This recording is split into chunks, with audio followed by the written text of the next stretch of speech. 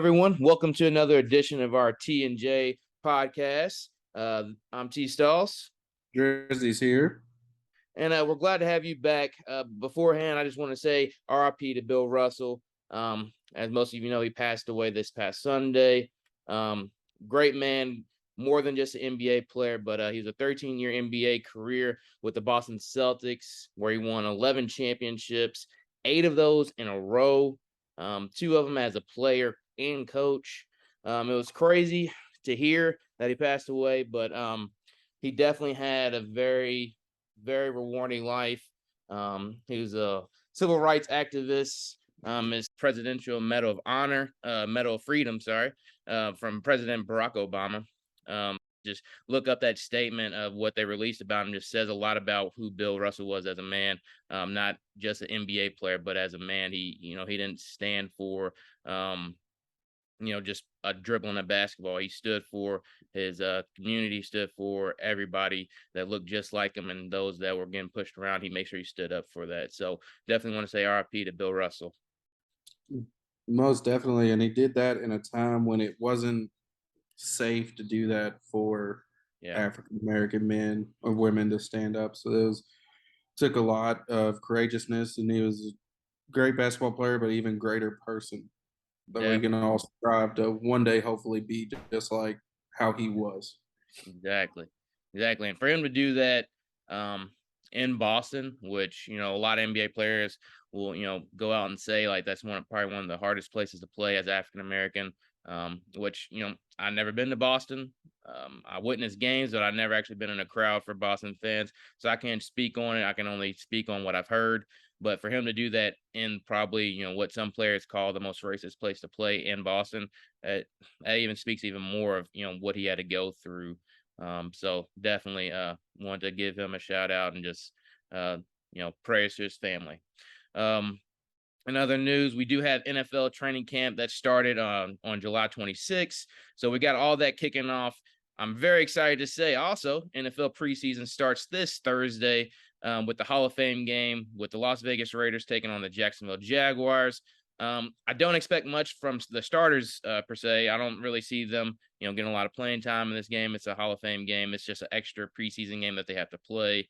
So I don't really see them putting too many of their starters out there. Maybe a couple snaps, one series at most. But I am looking forward to seeing Trayvon Walker get a few reps. I'm sure you want to see Luke Fortner, your offensive lineman from Kentucky. So I know you want to see him get out there and get some reps. And then Snoop Connor, running back from Ole Miss, who put on a show against Louisville this past year. So looking to see if he can do something in the NFL. And then Raiders will probably give some reps to their running back that they just drafted, Zamir White from Georgia. He had a okay year this past year, but I mean he won a championship with Georgia, so I'm looking for him to do something big with the Raiders. And then I'm hopefully get to see our defensive back from Louisville, Quinterio Cole. Hopefully he gets a lot of reps and hopefully he does something with those reps and can put on for the Ville and put on for himself. Yeah, they looking at ready. I want to see what Trevor Lawrence is going to take care of. See what he looks like coming out second year. Hopefully, he gets a few reps. Like you said, Luke Fortner starting at center for the Jacksonville Jaguars. He is slated to start at the moment. So as a rookie, so that's good news coming out of that. But just excited really for football to be back. So man, above anything else, yeah, definitely excited to see some football back. Love to be able to say Thursday night football is back. Again, we know it's not going to be much of a, exciting game, because again, it's just going to be a lot of rookies and a lot of 2-year players, 3-year players getting some reps and trying to make the team.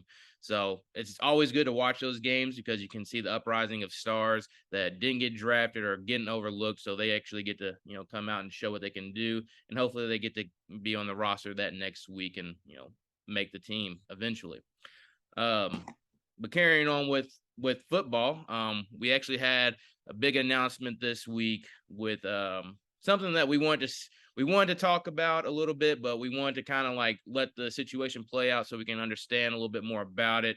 Deshaun Watson, the Cleveland Browns quarterback, he received his suspension from disciplinary officer Sue L. Robinson. She decided to give him a 6-game suspension. Now, this received a lot of backlash, but again, this is just what she recommended. This is not going to probably be the final outcome. Which the NFL hopefully for the NFL's sake, they don't make this his final outcome because 6 games does not seem to be enough. Of course, Deshaun Watson said a lot about how the women or things that were going on in this trial is not true. It's kind of hurtful to him that this is happening, but again, nobody knows what the truth is, and hopefully they go through the whole case and situation to figure out what the truth is and get the right thing to go there. But what's your thoughts on them giving out the 6-game suspension? I mean, personally, for what it's about, I think it's a little light. You've got 25 women coming out saying it was forcible one way or another. Hmm. Uh, I think the most backlash comes from where she labeled it as non-violent, whereas most cases it wasn't consensual, but it might not have been what you would consider violent. But all sexual assaults are violent in some way because they are unwanted. Right. Uh, I mean, it's stuck between looking at the legal definitions of it. And there's no criminal case that can be tried because it's all he said, she said. What actually happened, I know a lot of those women have settled and gotten some type of settlement from him. I think it's light. I think I don't know. It's tough. You got to draw that fine line.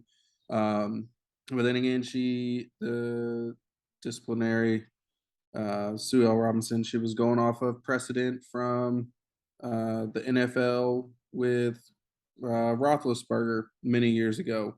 Yeah. Uh, Yeah. just like the legal system goes off of precedents, so does obviously the NFL and this court action. So the precedent for Ben Roethlisberger and a violent act was 6 games. So if anything, you look at it, he should have got less games deemed non-violent, but she put it up to 6. I think it should be a year. I think there should be forfeiture of salary. I Mhm. mean, it's a lot of gray area. There's a lot of that we don't know.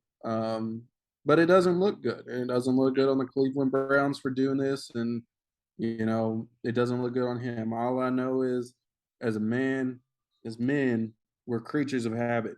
How many times do we go? We don't go see a new barber every month when we need our haircut. We Mhm. find one we like and we stick with them. Trying out, 70 something masseuses over an 18-month period. That just seems a little excessive. Um, Yeah. and Yeah. not. So it's a bad situation all the way around. But at least he's getting something. I just wish they'd also take a little bit of money away because he's gotten paid all last year to sit there, and now this year I think he's only losing $333,000 Yeah. That's what I of heard, his man. 90 million this year between his signing bonus and his salary. Yeah. And again, that's why another reason why we didn't want to speak on it because everybody's innocent until proven guilty. Of course, it's a lot of he say, she say scenarios going on right now. And there's no saying that the women were lying or Deshaun Watson's lying. All we want to know is what's the truth because, again, like you said, even though it says non-violent, that kind of assault is violent. I mean, any sexual assault is violent, like you said. So hopefully, for the women's sake, they get some kind of like feel of justice instead of just money. No matter amount. I mean, depending on the person, no amount of money can make you kind of feel okay with that kind of situation being put onto you and having to go through that. So hopefully the women get a feel of justice.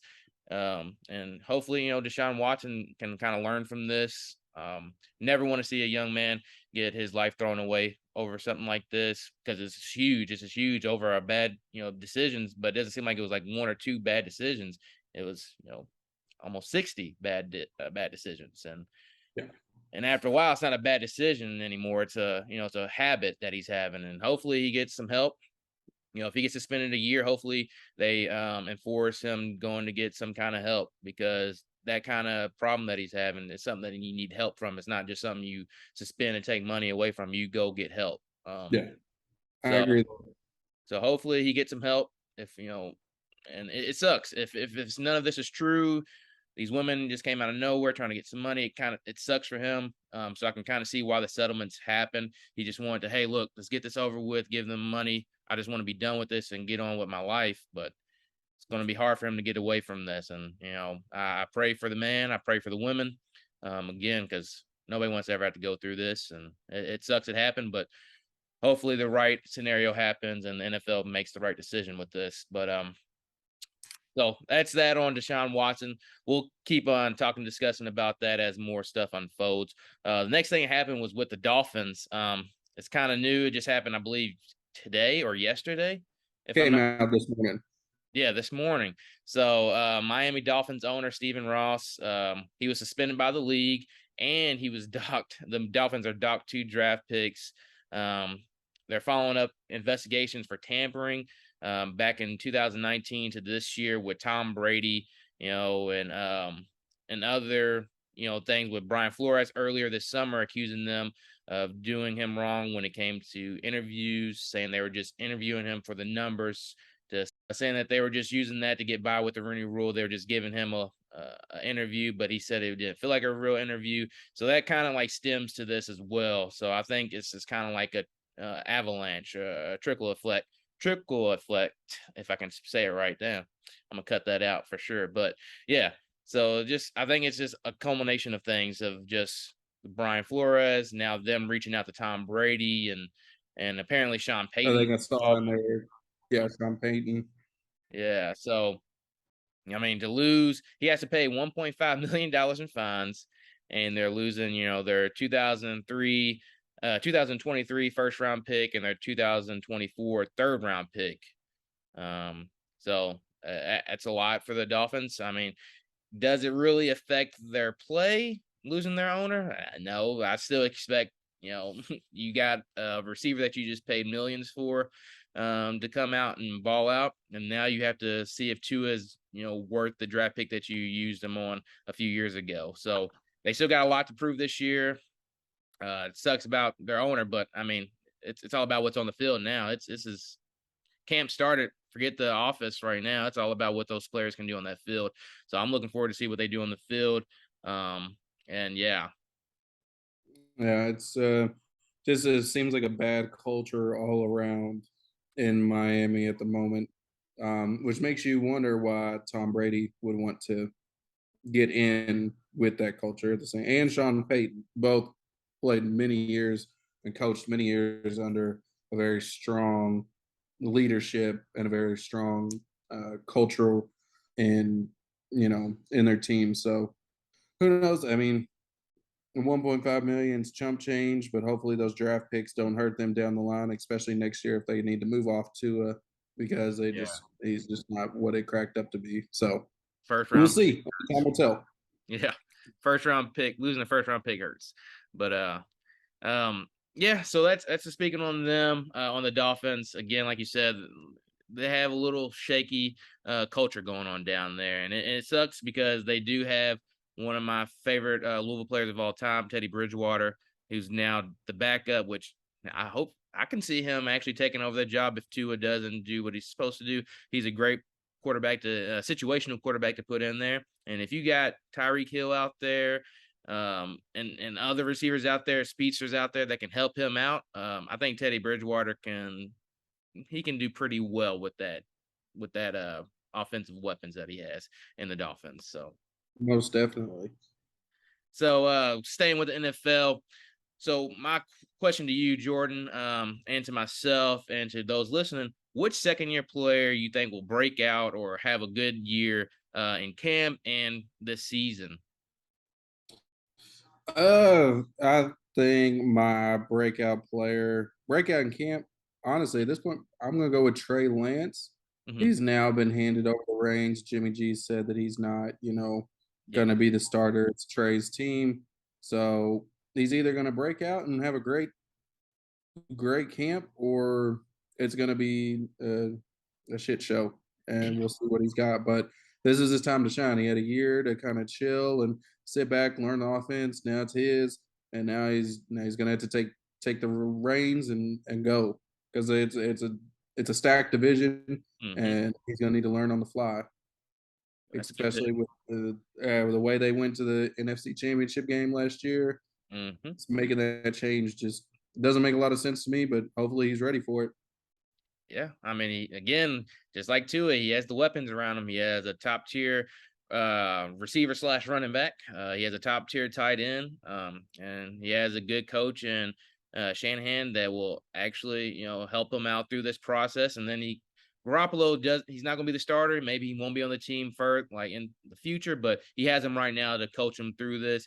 So he's getting to coach up Trey Lance a little bit on what to expect out there, and kind of helped him get a little, better throughout this first year of starting, but his second year in the league. My pick for a breakout player, but just doing well this year is Trevor Lawrence with the Jaguars.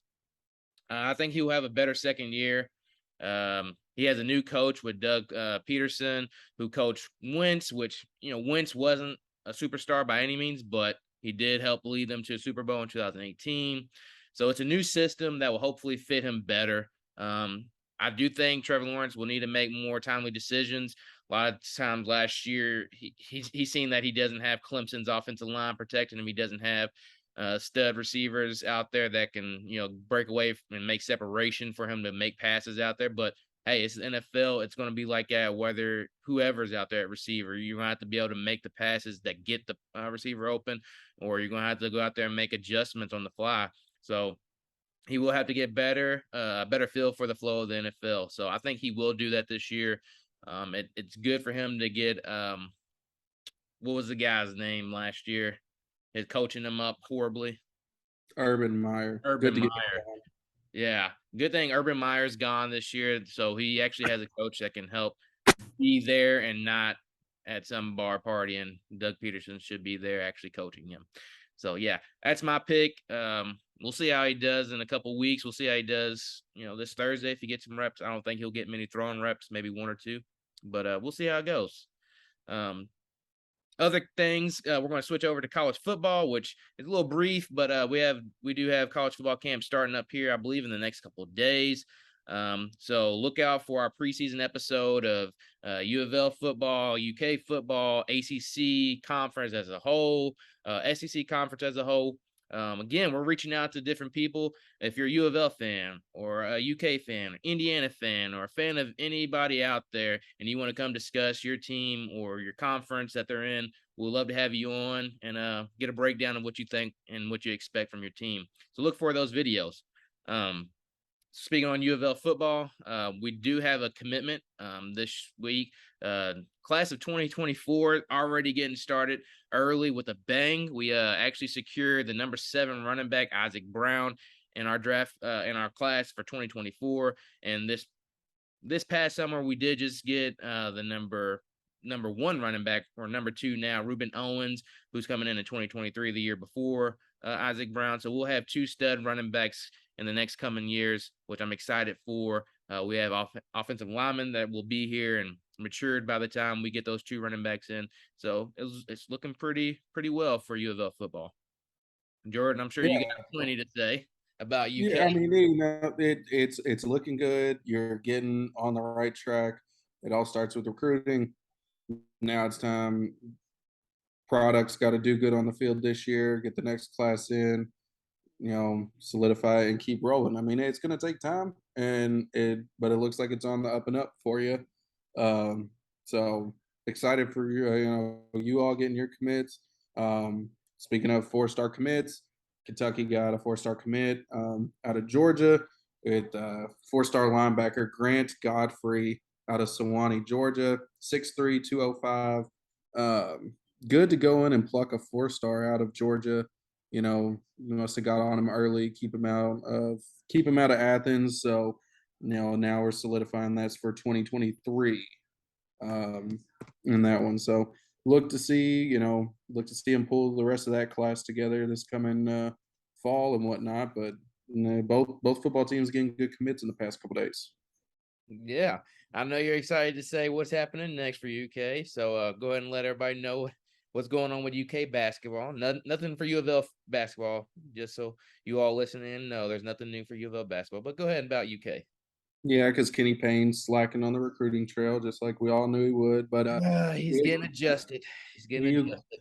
Kentucky got two commits yesterday. The football commit, but basketball we got Ugana Kingsley. He's a center. He reclassified from 2022 or 2023, and early enrolled into 2022 with the Kentucky basketball team. He's going to take on the same role as what Shaden Sharp would have done if he decided to play, but he was a chicken shit and didn't want to play because he sucks. But I think a year of this man behind Oscar Shibwe learning in the background, he can turn into another Oscar Shibwe with the way his body is. He's athletic. Yeah. He can, learn from him, pick up those tendencies. I think it's going to be it'll be really nice. It's not going to have a drop off next year once Oscar goes out to the NBA. So with him coming in this year, and hopefully he doesn't do the Shaden Sharp, but what I've heard, he could be one of those kind of players because Shaden Sharp did reclassify and came in a year early and he just sat out so he can get what they call Calipari camp. So hopefully, for UK's sake, you can get him to actually stay for that second year and actually for U of L's sake, because I really don't see you all getting Aaron Bradshaw if he stays, because why would Aaron Bradshaw go there and have to compete for reps with a second-year player under Cal's system and have to fight for that, and that could ultimately lead him to U of L. So that's my thoughts on it. May not. He may actually go there and stay there and see how it goes. He might have a Marcus Lee tenure there if he does do that, but we'll see. So that's my thoughts on it. Maybe it'll lead Aaron Bradshaw to us. So congrats on your 4-star reclassified player. Well, we'll see. We'll see how it all goes. But Aaron Bradshaw is going to come play with DJ Wagner, and DJ Wagner is going to go play Kentucky. So we'll just leave that with what it is. This is going to be probably one of the biggest battles of recruiting wise for sure for the next foreseeable future. I don't see any bigger battle going on right now, unless I can't even tell you, because I think Milt Wagner holds so much history with U of L, and then DJ Wagner's dad having so much history with Cal, and just this kid from New Jersey whose family has so much history with Louisville and Kentucky is now on the brink of making the bigger history for the teams, U of L or UK. So whatever decision he makes, I'm hoping it's U of L. I think he can get a lot more out of coming to U of L. Of course, he'll go to the NBA regardless of where he goes. To be honest, the kid will go anywhere. He's that good. Aaron Bradshaw, same way. So I think for their sake, they're not looking more so about, will this get me to the NBA? It's more so who will get me ready for the NBA. And yeah, that Cal will get him ready for the NBA. But what did Kenny Payne just do the last year? He was in the NBA with player development, getting number amounts of players ready and becoming all-stars in the NBA. So who's to say? I think Kenny Payne, I'm not going to be harsh on him. I said this in the last video. I'm not going to be harsh with his recruiting this past year because, one, he took in charge in March, I believe. And there's this thing that's been on Louisville's back for the last freaking 6 years. I can't wait for it to be gone. So hopefully that will be gone and released, and will relieve some pressure on Kenny Payne. He'll be able to go out and recruit and get more better players and want to actually listen to what he has to say. Because if football hasn't showed you one thing, it's going to show you that we got money here. U of L has money waiting to be handed out to these kids if they want to come to U of L. It's not just Lexington throwing out money. There's people here in Louisville that will throw out money to you as well. So come to the Ville. We'll pay you as well. Most definitely. But Kentucky's got those horse farms, and those horse farms are pretty loaded. So it's a good battle. It is. It is. I'm looking forward to these kind of battles every year. Definitely don't want it to be a lean towards Kentucky every year on these top prospects, but I'm looking forward to having these kind of battles with, top 5 prospects, top 10 prospects, whether they want to go to Louisville or Kentucky, because we're such great programs. So yeah, I'm excited to see what's to come. So we'll keep it moving. So you have any updates on MLB? I know there was a big trade that happened. Really just a big trade today. I mean, the Washington Nationals finally they tried to re-sign Juan Soto. Um, they couldn't come to an agreement, so now they've traded him today to the San Diego Padres, and the Nationals got a haul. Nationals traded Juan Soto, 23-year-old outfielder, hips for power. I mean, has a great eye for the ball. Great player. I mean, he's young, 23. And then they also got a more veteran Josh Bell to kind of cover at first base for San Diego. San Diego gave up a lot. They gave up Luke Voigt, Mackenzie Gore, CJ Abrams, Robert Hassel III, James Wood, and Yarlin Sasana. I mean, good pieces right there. And those top 3 were playing innings just this past week. And then 3 really good prospects. I mean, the Nationals got a lot back.